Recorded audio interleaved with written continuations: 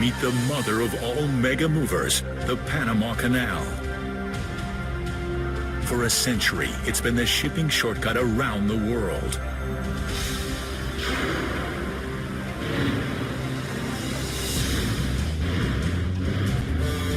But now this 19th century marvel is struggling to keep up with 21st century demand. There are more ships than ever on the high seas, and if the canal can't push them through, they'll take their business somewhere else. It's a make or break moment for this mega mover, and it will take an army of men and machines for it to keep up with the competition.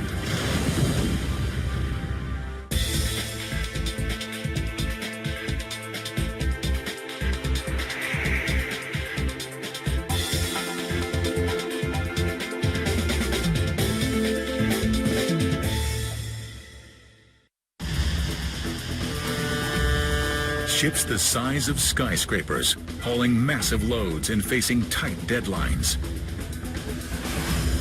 They're jam-packed in one of the world's busiest waterways, the Panama Canal. Nearly 200 million tons of goods, from food to electronics to fuel, cross this narrow waterway each year. Sliced through Central America, the canal links the Atlantic and Pacific Oceans.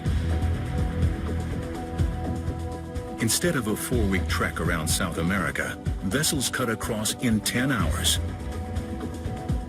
But that's not all.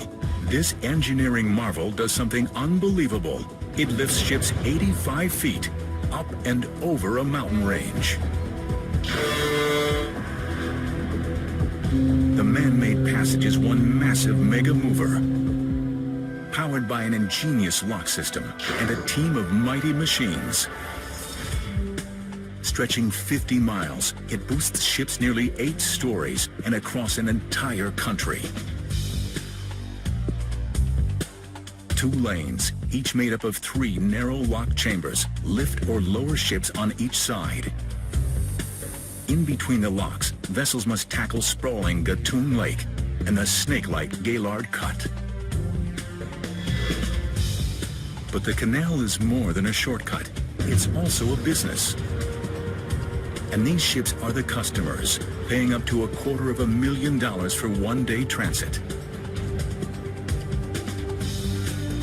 But the aging canal is facing its biggest challenge in a century, keeping up with modern-day demand.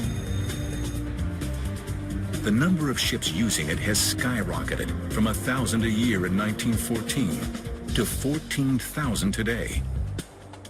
Delays and congestion are common, so more ships are turning to the canal's competitor, the Suez Canal in Egypt.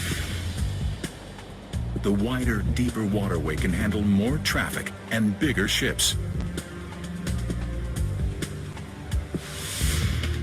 If Panama wants to keep pace with its competitor, the canal must push through more ships than ever before. And 2 giant vessels are already speeding toward it from opposite directions. Both will push the canal's machines to their limit. The southbound container ship, the Maersk, is heading from the U.S. East Coast to the Far East. And she's anxious to be on her way.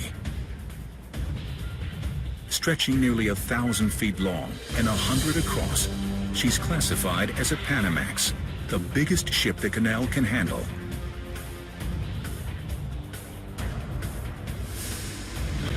On the canal's opposite end, a towering car carrier named the Kentucky Highway is closing in on the Pacific locks. The northbound ship is delivering vehicles from Japan to the southern United States. But the ship's staggering 10-story height makes her incredibly hard to control. If she runs into trouble, the traffic could back up for miles. As if that weren't enough, the canal is up against another challenge, one it hasn't faced here in 15 years. At sunset, crews must replace a 4-story, 400-ton gate at the Atlantic locks. This is a job for the floating crane Titan. But to install the gate, Titan will block the entire lane, cutting traffic flow in half.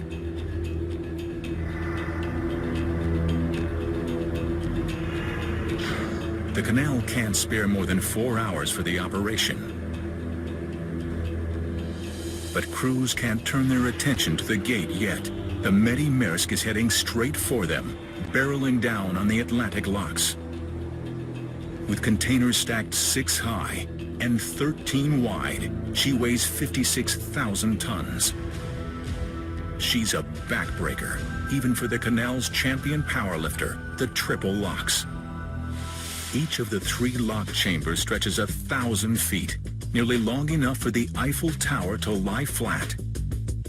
Some locks are so high, 6 tractor trailers could sit atop each other. And a single chamber can pack in nearly 3,000 school buses. When they were built, the locks were the world's largest, but today's vessels like the Medi stretch them to their limits. The container ship will have just 17 feet to spare on either end, and just 24 inches on the sides. It will be like squeezing a hippo into a bathtub. She can't do it alone. She would risk hitting the lock walls and crumpling her hull, or slamming into the gates, causing costly damage. The Canal must call in a team of men and machines to position the Medi perfectly. 6 a.m., the Canal's elite pilots take the helm. They must train for 8 years before navigating this tricky waterway.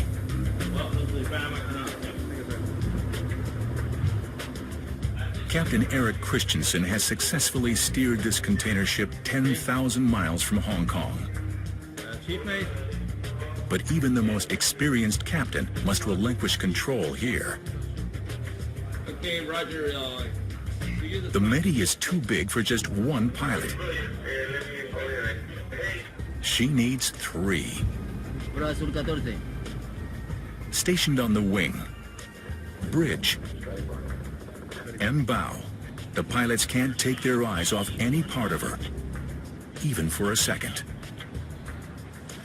Raoul Foyer is the bow pilot. We're trying to drive steel ships into concrete boxes. Inherently, that's dangerous right there. Time to rein her in. 2 rowers attach the ship to the approach wall. The Canal needs raw strength to pull the Medi in. Meet the mighty mules.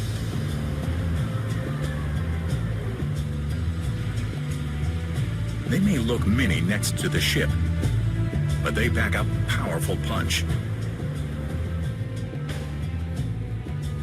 Each one can pull 35 tons, enough force to hold 9 SUVs. But at 56,000 tons, the Medi's so heavy, 8 mules strain to pull her forward, without smashing the sides. There are inches to spare.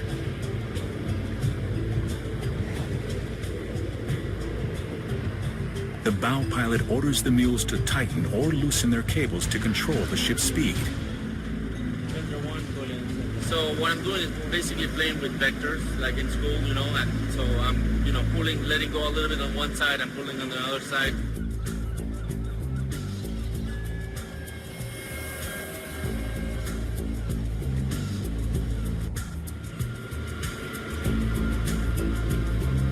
Finally, she's in.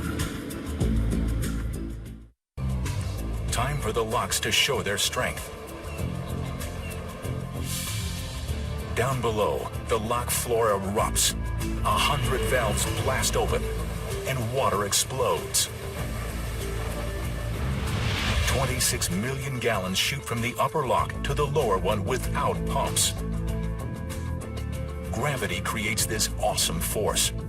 Pretty amazing considering this system is 100 years old. One more boost, and the Medi clears the first hurdle. Her pilots can relax, for now. But trouble looms 50 miles away. The Canal is about to take on the northbound car carrier, the Kentucky Highway, a ship even trickier than the Medi Maersk.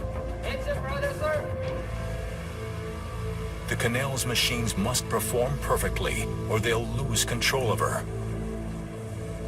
And this backed-up waterway can't afford any accidents. The Kentucky Highway speeds toward the Panama Canal's Pacific locks. She's set to enter early the next morning.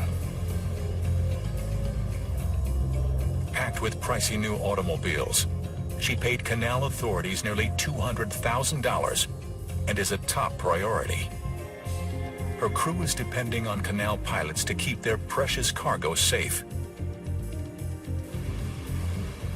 But the Kentucky Highway has just 72 hours to get these goods to the U.S. East Coast. Luckily, this car carrier is more than a megaship. She's also a speed demon. Because her cargo is lightweight, she sits high in the water. That means less underwater resistance and a lot more speed. But being lightweight and tall creates two major flaws. With less ballast, she's difficult to control. Plus, in bad weather, she wobbles and could tip straight over. Before sunrise, the Kentucky Highway pulls toward the Pacific locks. This approach is as hard as landing a jet on an aircraft carrier. The Canal's crews and mighty machines are prepped and ready. But one of the ship's trademark flaws rears its ugly head. The Canal's machines lose control. She slams into the wall, and metal meets cement.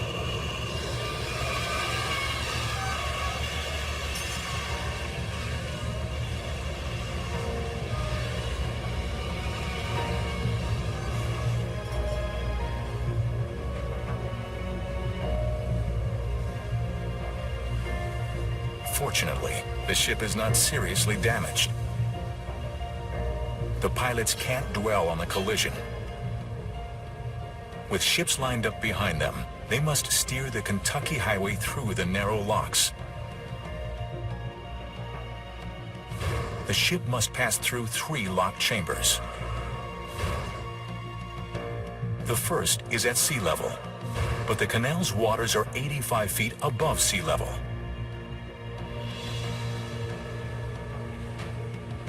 As the sun rises, the locks unleash a torrent of water, performing another weightlifting feat. The ship shoots up nearly 3 stories in 8 minutes. When the water levels are equal, the front gates open and the Kentucky Highway teeters forward. And the whole process repeats. 2 locks down, 1 to go. But right now, the Canal must deal with another challenge at the Atlantic locks. A 400-ton gate is ready to be installed. The Canal can't perform this major maintenance without a power lifter. Enter Titan. Standing 23 stories high, this floating crane is on a tight schedule. Gate installation used to take 10 hours. Tonight, Titan will attempt it in 4.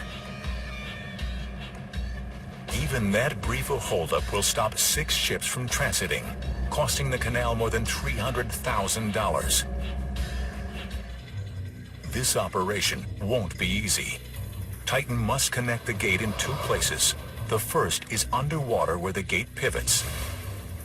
The second is above water on a narrow hinge. And each gate is enormous, standing an average of 6 stories high and weighing as much as 3 747s. Before Titan gets moving above water, the Canal's divers need to make sure everything's ready below the surface. The head diver takes the plunge. His sidekick, a motorized diving camera, is lowered in after him. With other divers watching from above, the head diver checks the lock wall. It must be in perfect condition for the gate to be watertight. Now, down to the very bottom to make sure the underwater pivot point called a pintle ball is clear. Rocks or debris could block installation. Everything is set. The divers are done for the day, but the motorized camera sticks around just in case. 50 miles away on the Pacific side of the canal, the Kentucky Highway is in the final lock chamber preparing to exit. But mules no longer control the ship, and in these narrow confines, the risk of collision is high. As the pilot pulls away, both he and the captain realize they have a serious problem. The ship next to them is pulling out at the same time, and they're too close to each other. Now, suction pulls both of them backwards. If they collide, the Kentucky's hull could be sliced open, sinking the ship. What you can't see is that the ships are displacing enough water to fill 12 Olympic-sized swimming pools. They leave a sort of footprint in their wake. When the ships accelerate, water rushes into their footprints, creating backward suction that can, at first, overpower forward-thrusting engines. Now, the bow of the other ship is on a crash course with the Kentucky Highway's stern.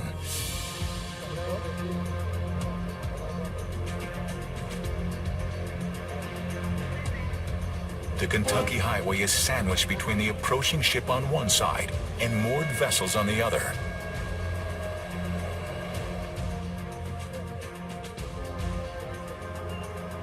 To make matters worse, tugs are on the outside of both ships and in no position to help. The other ship tries to slow down, but her bow only turns harder toward the Kentucky.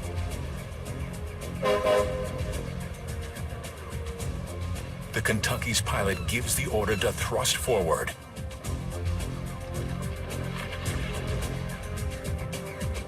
Now, all anyone can do is wait and hope.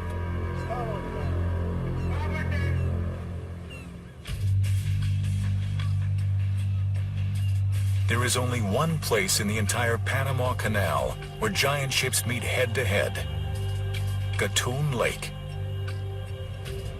And the container ship, the Maersk, has just entered it. This is the only stretch wide enough for two-way traffic.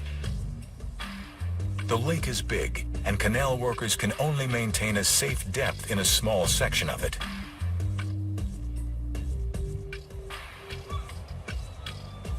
Turns here are so tight, ships are often on a collision course with one another. Starboard 20.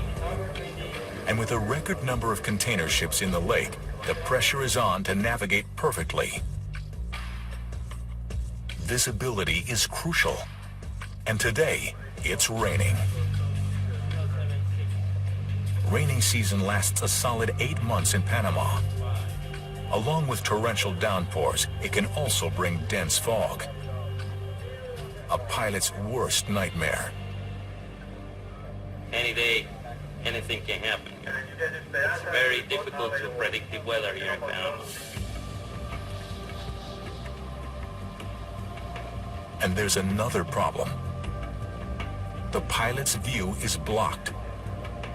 The Medi is so long and stacked so high, all he can see in front of him is ship.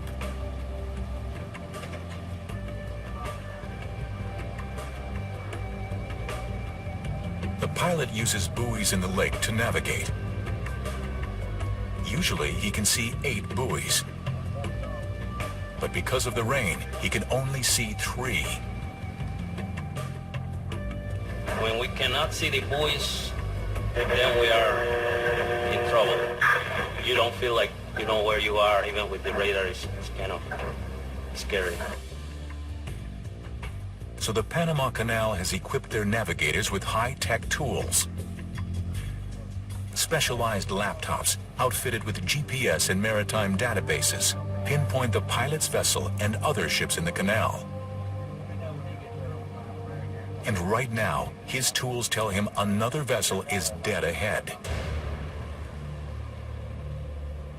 In other waters, the crew would never navigate this close to another ship. The risk of collision would be too high. With the gaps between the ships closing fast, the pilot must multitask at every moment. We have to be listening to the radio to see what's happening ahead. If the visibility is reducing or it's increasing or if the times are changing, we have to be listening to the radio all the time and be aware of the weather. Midship, steady.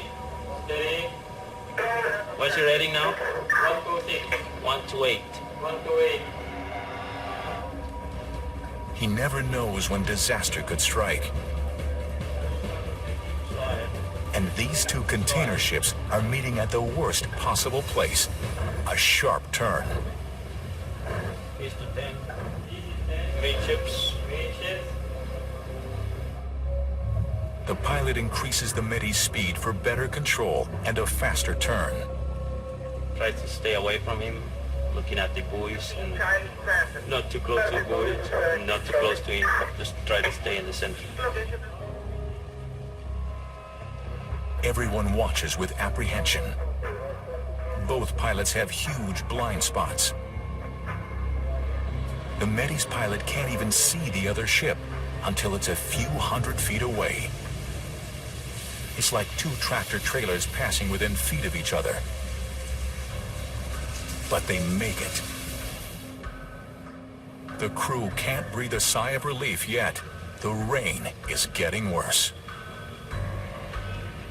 I said that there is no visibility here in Gatun, Reach, over.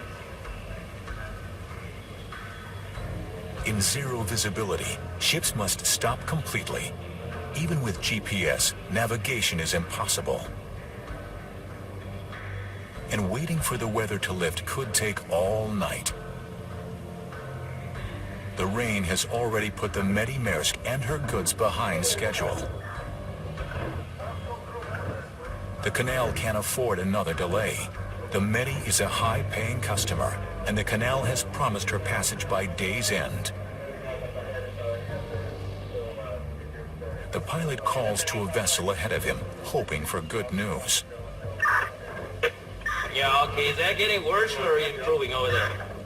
Well, for me it's getting worse. It was better by some problem, but now looks like it's not lighting up from east to west. I can see the east a lot better than I can see the west or. Okay, Roger. Seems like it's improving around here, but you said it's getting worse over there. So. With the narrowest, most difficult part of the canal fast approaching, the pilots must hope for the best and prepare for the worst.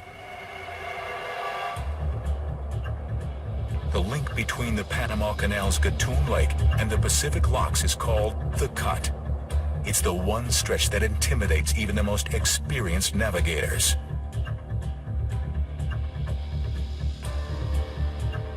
This link is terrifyingly narrow, with sharp twists and turns.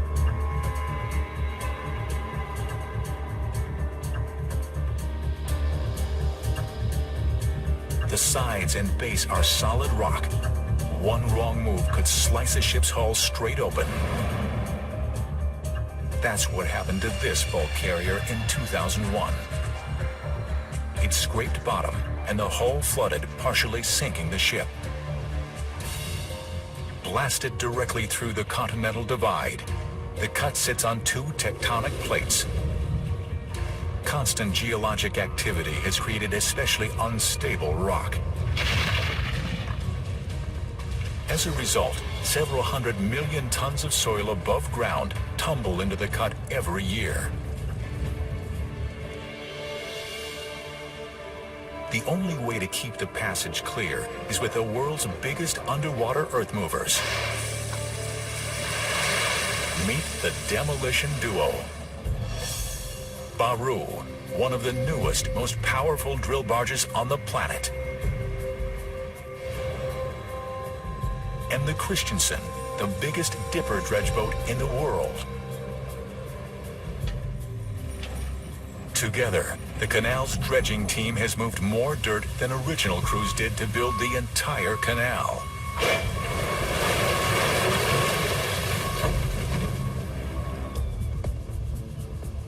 And now they're on a mission to make the canal bigger and better.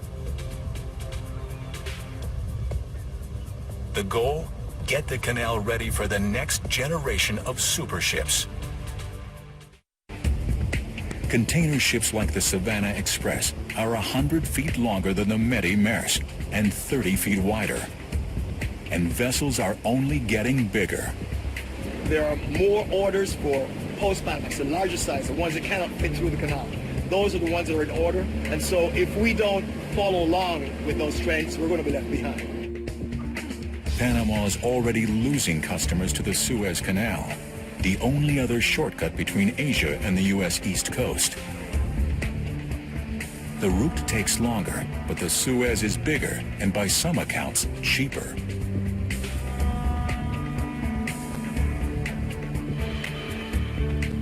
So the Panama Canal has unveiled its most ambitious plan since their waterway was built, a $5 billion expansion project. The most impressive feature? A third set of locks that would hold twice as much water and extend 400 feet longer. The expansion would double the canal's capacity.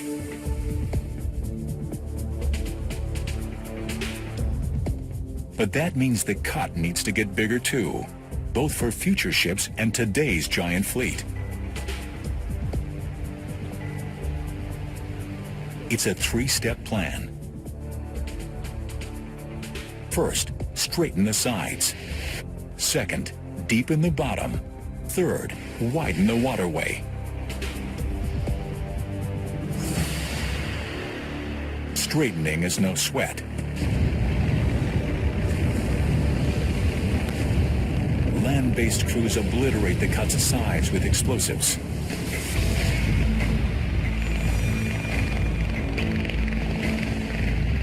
But some of that soil is resting on rock. So for step 2, deepening, the canal needs its rock star, Baru. Just 3 months old, this high-tech drill barge is the pride of the Panama Canal. Its deck alone is the size of 2 basketball courts, and standing 10 stories high, its powerful drills can dive nearly 90 feet. Baru's underwater mission: plant explosives 45 feet below and detonate them. With more giant ships today than ever before, the canal is counting on Baru to clear the way. Time to dive in. The drills shoot downward until they hit bottom. It's heavy metal versus rock. The drill bits bore 30 feet deeper. Now, time for the explosives. Each of these yellow tubes contains 7 pounds of explosives. But the crew needs to pack a whopping 140 pounds into the bar. They attach a detonation line, and the explosives head underwater.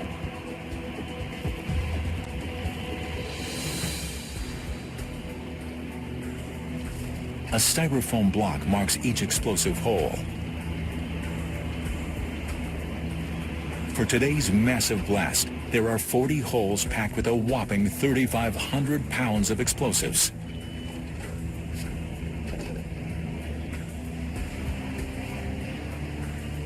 Time to get out of the way. the Baru and everyone else above water have 5 minutes to steer clear. They must squeeze the blast in between transiting ships. If a boat is within 2,000 feet, it could be hit by flying rock. 3, 2, 1.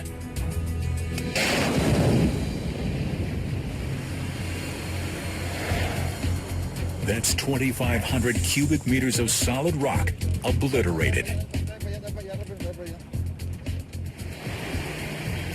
Now for step 3, widening. The canal calls in Baru's partner, the Christensen. Weighing in at a whopping 4,200 tons, this dinosaur-like machine is the world's biggest dipper dredge. Her crowning feature, a massive head that can lift the weight of 8 school buses. She works 24/7 deepening the cut, continuing a century's worth of dredging.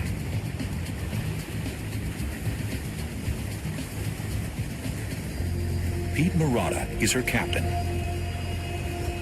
If we stopped dredging within a year or two, there wouldn't be enough water to pass the size ships that we pass now.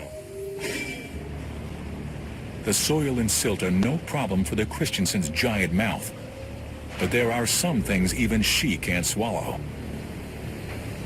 Often, the Baru's blasts create boulders that won't fit through the Christensen's mouth. Left alone, the boulder could tilt in the churning waters of the cut and gash a ship's hull. The crew has to blow it up, something they tend to enjoy.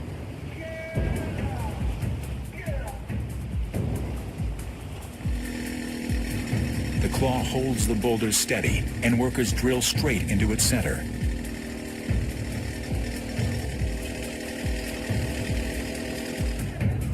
The foreman carefully inserts 3 packets of explosives and gingerly pushes them in.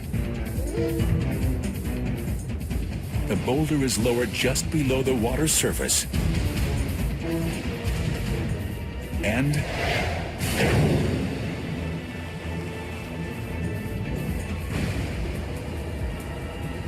one boulder blown to bits.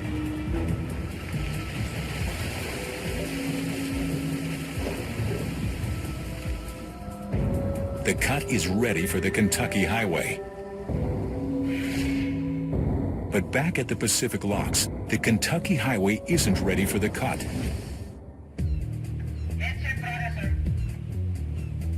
The car carrier is on a collision course with another ship.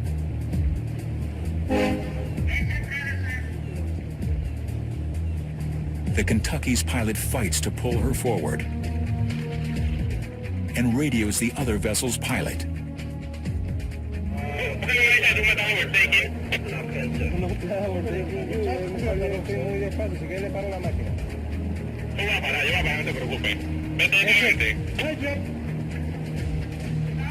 The other ship stops, and finally, the Kentucky's stern clears.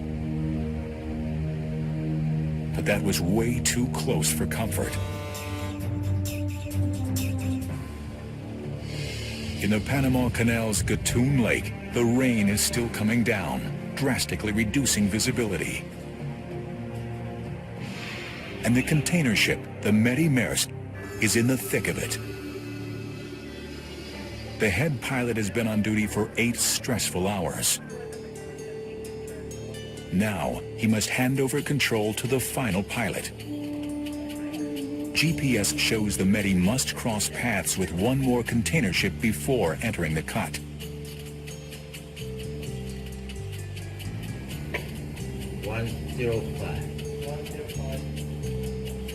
As the ship approaches, the pilot expertly navigates past it.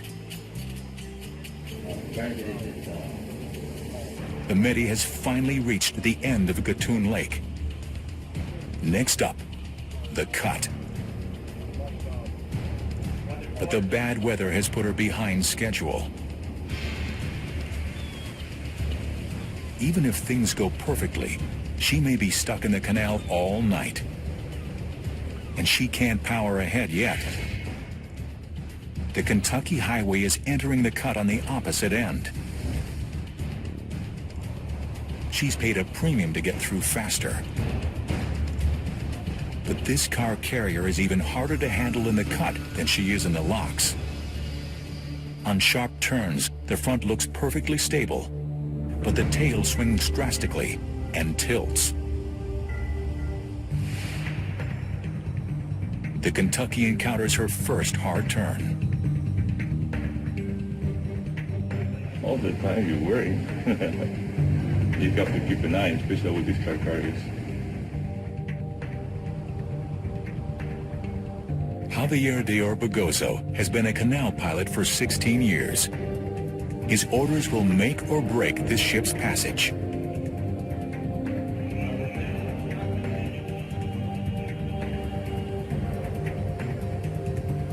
The ship is leaning hard behind the bridge, but the pilot doesn't look back. He must concentrate on the route ahead and rely on instinct to steer the stern. The Kentucky Highway clears the first turn, and 3 more. At the end of the cut, one final test, squeezing past the demolition duo just 150 feet away.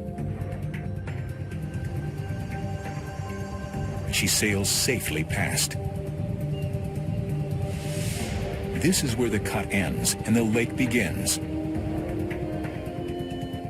But half of the canal still lies ahead of this ship, and daylight is fading fast.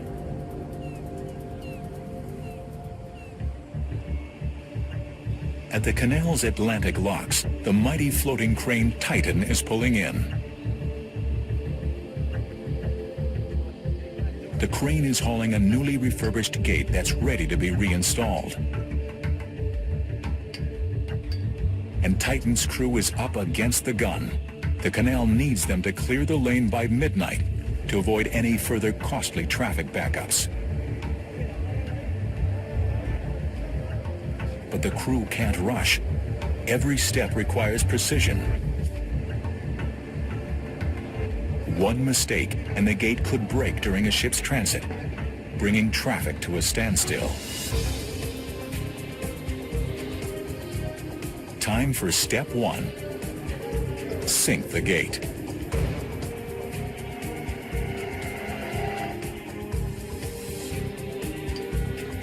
Step 2. Titan must balance the gate on the pintle ball, the bottom pivot point. Titan's powerful hydraulic lifts push the gate forward.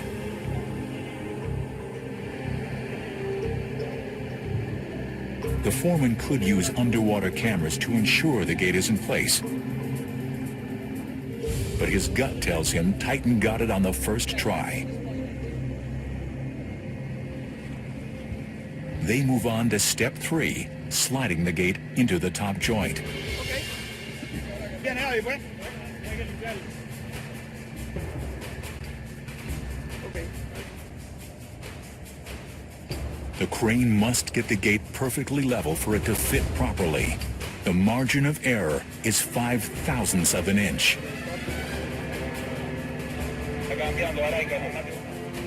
How do you level something this massive? The crew has tried GPS, lasers, and other state-of-the-art toys. The most reliable tool? Believe it or not, a $2 level. The foreman checks, and the gate looks good. He calls on Titan to move the gate in.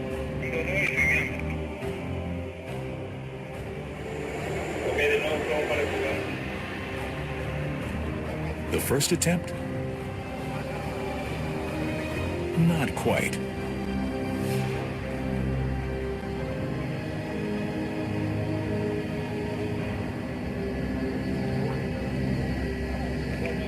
But the foreman thinks Titan can jostle it into place and tries again.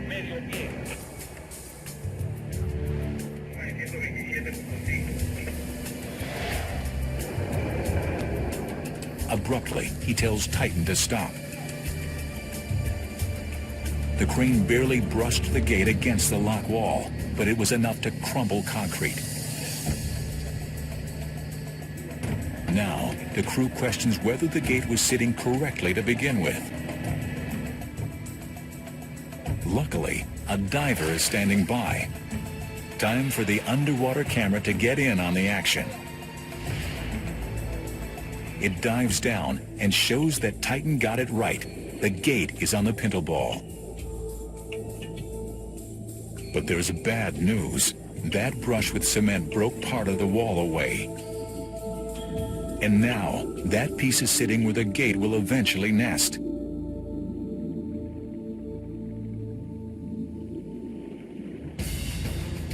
The foreman can't worry about that now. He must focus on attaching the joint. He is frustrated. A task that can take as little as 30 minutes has now taken twice that. And the gate isn't even in place. The crew feels the pressure. Ships are fast approaching. They say Titan has never had this much trouble aligning a gate. The entire operation is behind schedule. If Titan can't get this gate in on time, the backups will stretch into both oceans.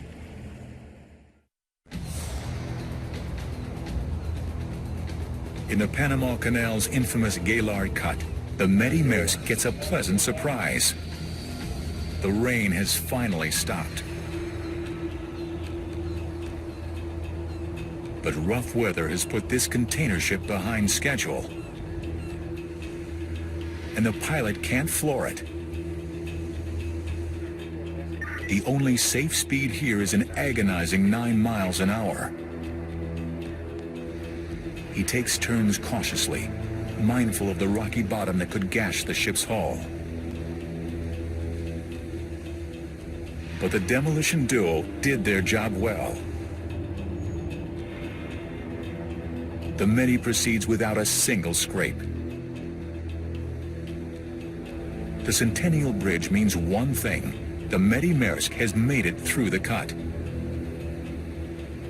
The Pacific locks are up next. But the sun is setting, and it's dangerous for the Medi to attempt the locks in the dark.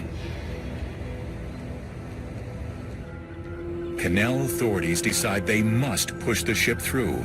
Ports around the world are relying on her.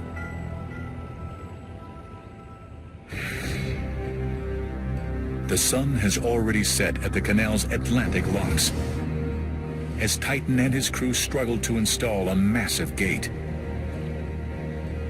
Their 4-hour deadline has come and gone, and ships are minutes away. Tonight's transits depend on them. The 23-story crane must line up the joint holes to insert a pin. This is brutal for Titan, because once the holes are aligned, it must hold the gate perfectly still.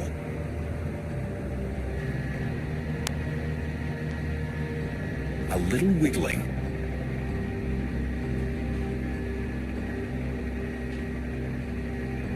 The pin goes in, part of the way. The problem is these chalk marks need to line up, and they're off a full 3 inches.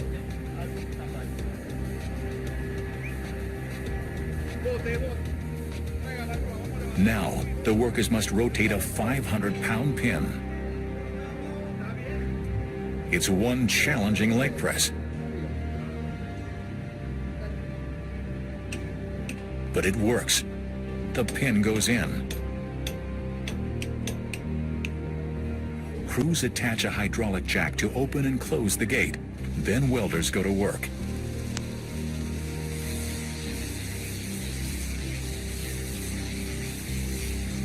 After a grueling 4.5 hours, this 400-ton gate is set.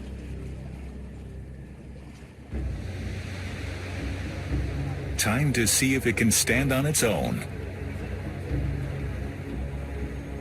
Titan's claw releases. And success. The gate is secure. But the million-dollar question, does it work? Absolutely.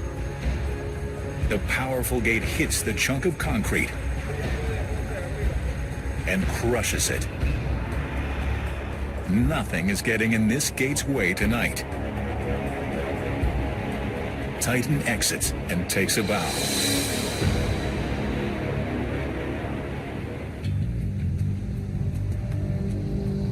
The Kentucky Highway pulls into the Atlantic locks without a scratch.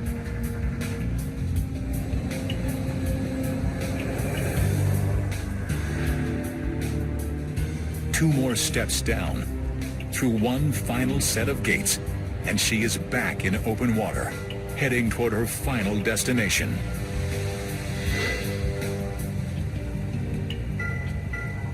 The canal saved her 4 weeks at sea. At the Pacific locks, the Medi makes her final exit, giving the canal crew something big to celebrate. Their team of mega machines pulled through nearly twice as many container ships than they ever have before. It's one for the record books. 3 more success stories for a 19th century canal working tirelessly to keep up with 21st century demands.